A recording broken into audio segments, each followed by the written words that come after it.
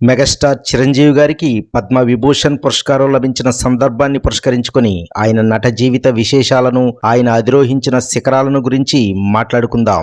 అలాగే ఈ రోజు పుట్టినరోజు జరుపుకుంటున్న మన మాస్ మహారాజ్ రవితేజ గారి గురించి కూడా మనం ఈ వీడియోలో మాట్లాడుకుందాం. మొదటిగా చిరు 1978లో వచ్చిన పునాదిరాళ్ళు చిత్రంతో నట జీవితం ప్రారంభించిన చిరంజీవి ప్రేక్షకులకు పరిచయం అయింది మాత్రం ప్రాణం ఖరీదు చిత్రంతో.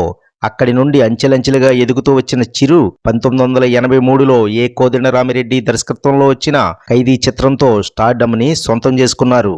అదే క్రమంలో 1992లో కె రాఘవేంద్రరావు దర్శకత్వంలో వచ్చిన ఘరానా మొగుడు చిత్రం 10 కోట్లకు పైగా గ్రాస్ వసూళ్లు సాధించిన తొలి తెలుగు చిత్రం కావడంతో చిరంజీవి ఆ సినిమాతో మరో మెట్టు పైకి ఎదిగిపోయారు. ఆ సంవత్సరంలోనే వచ్చిన ఆపద్ బాంధవుడు చిత్రంతో 1.25 కోట్ల పారితోషికం తీసుకోగా భారతదేశంలో అత్యధిక పారితోషికం అందుకున్న నటుడిగా జాతీయ వార్తాపత్రికలకు ఎక్కారు. ఫిలింఫేర్, ఇండియా టుడే పత్రికలు చిరుని బాలీవుడ్ దిగ్గజం అమితాబ్ బచ్చన్తో పోలుస్తూ బిగ్గర్ దాన్ బచ్చన్ అని వార్తలు ప్రచురించాయి. ది వీక్ పత్రిక అయితే ది న్యూ మనీ మిషన్ గా చిరంజీవిని అభివర్ణించింది. పసివాడి ప్రాణం చిత్రంతో తెలుగు సినీ పరిశ్రమకు బ్రేక్ డాన్స్ ను పరిచయం చేశారు చిరు. అలాగే మొట్టమొదటిగా ఆంగ్లంలోకి అనువదించబడిన దక్షిణ భారత చలనచిత్రంగా కొదమసింహం నిలిచింది.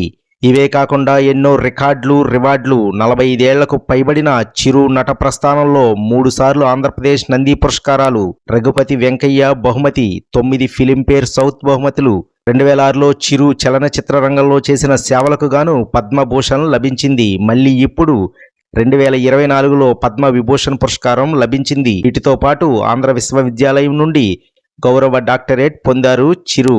దేశం మొత్తంలో 3000కు పైగా అభిమాన సంఘాలు కలిగిన హీరోగా చిరు చరిత్రకెక్కారు. ఎందరికో ఆదర్శప్రాయుడయ్యారు. వెనక ఎవరూ లేకపోయినా ముందుకెళ్లొచ్చు, ఎదగొచ్చు అని నిరూపించారు. సముద్రం లాంటి సినీ పరిశ్రమలో ఎగసిన కెరటంలా పైకి లేచిన చిరు కింద పడినా అంతకంటే పైకి లేస్తూ తెలుగు సినీ పరిశ్రమలో చెక్కు చెదరని తనదైన ముద్ర వేశారు. తెలుగు చలనచిత్ర పరిశ్రమలో మొట్టమొదటి మాస్ డాన్స్ యాక్షన్ హీరోగా పేరు తెచ్చుకున్నారు. తరువాతి తరాలకు మార్గదర్శకుడయ్యారు.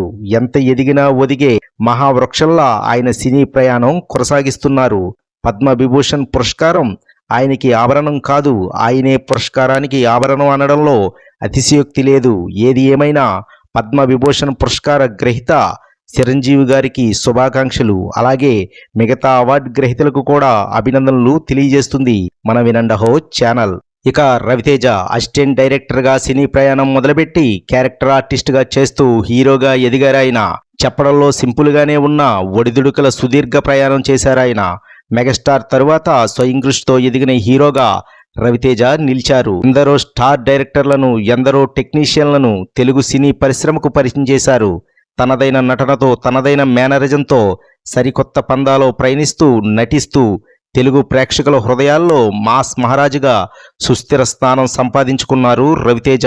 1991లో వచ్చిన కర్తవ్యం చిత్రం మొదలుకొని ఎన్నో చిత్రాల్లో, ఎన్నో విభిన్న క్యారెక్టర్లలో నటిస్తూ 2002లో వచ్చిన ఈడియట్ చిత్రంతో చెలరేగిపోయారు. టాలీవుడ్కి మరో మాస్ హీరో దొరికేశాడు అని తెలియజేశారు. అప్పటి నుండి ఇప్పటి వరకు రవితేజ సినిమాలు వస్తూనే ఉన్నాయి. హిట్లు, సూపర్ హిట్లు, బ్లాక్ బస్టర్లు, డిజాస్టర్లు, ఏదైనా రవితేజ సినిమాల ప్రయాణం కొనసాగుతూనే ఉంది.